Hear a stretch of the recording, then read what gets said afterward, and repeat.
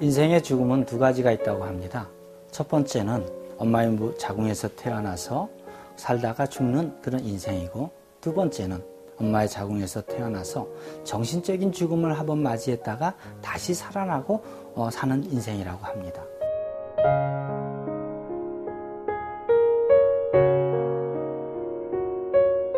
첫 번째 죽음은 많은 사람들이 겪는 그런 죽음이죠. 동물도 마찬가지입니다.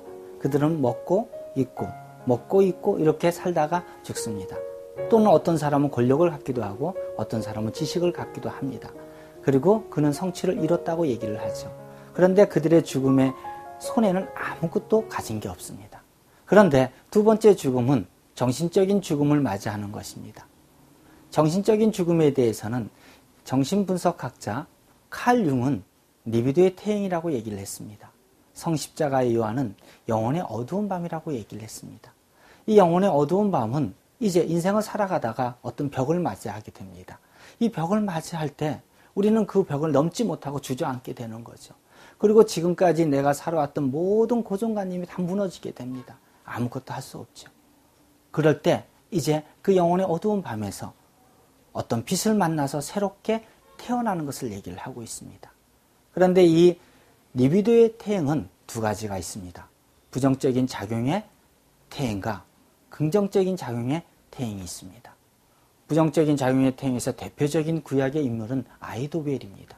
아히도벨은 다윗의 모사였지만은 다윗에게 복수하고자 했어요. 마침 다윗의 아들 압살롬이 반역을 하자 압살롬에게 모사가 되었죠. 그리고 예루살렘을 탈환하자 바로 계책을 내놓습니다. 그것은 바로 다윗의 후궁을 대낮에 겁탈하는 것이었습니다. 그리고 이제 다윗을 또 복수할 수 있는 그런 계책을 내놓습니다. 그런데 압살롬은 아히도벨의 계책보다는 후세의 계책을 받아들입니다. 그것을 인해서 아히도벨은 이제 정신적인 충격에 그의 고향으로 돌아가서 자살하게 되죠. 신약의 대표적인 인물은 가룟 유다입니다. 가룟 유다는 예수님을 팔았죠. 그런데 예수님의 십자가에 죽자 후회를 했습니다. 그리고 그도 목매아 자살하게 됩니다.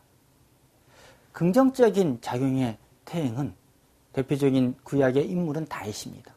사울에게 쫓겨서 광야에 있었죠. 어느 때는 미친 척도 했습니다. 그런데 이 광야의 그 시간이 바로 그에게는 리비도의 태양이었습니다.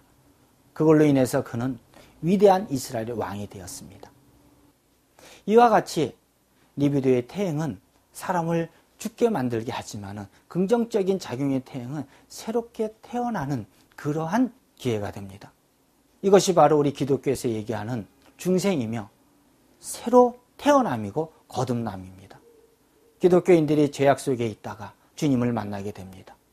주님을 만날 때 지금까지 살아왔던 가정들은 이제 다 무너지고 아무것도 아닌 존재가 됩니다.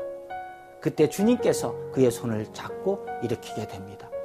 이것이 바로 리비도의 퇴행을 통해서 얻은 축복입니다.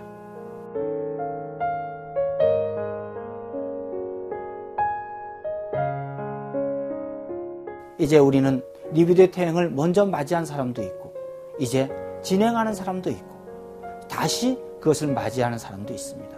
그러나 두려워하지 마십시오. 리비도의 퇴행은 하나님의 축복입니다. 개구리가 멀리 뛰기 위해서 다리를 굽혀야 됩니다. 그리고 멀리 뛰게 되는 거죠. 그리스도인도 마찬가지입니다. 리비도의 퇴행을 통해서 하나님께서는 더 큰 하나님의 일꾼을 만들고자 하는 계획이 있습니다. 이러한 리비도의 퇴행을 통해서 하나님의 축복을 받는 그리스도가 되시기를 주님의 이름으로 축복합니다.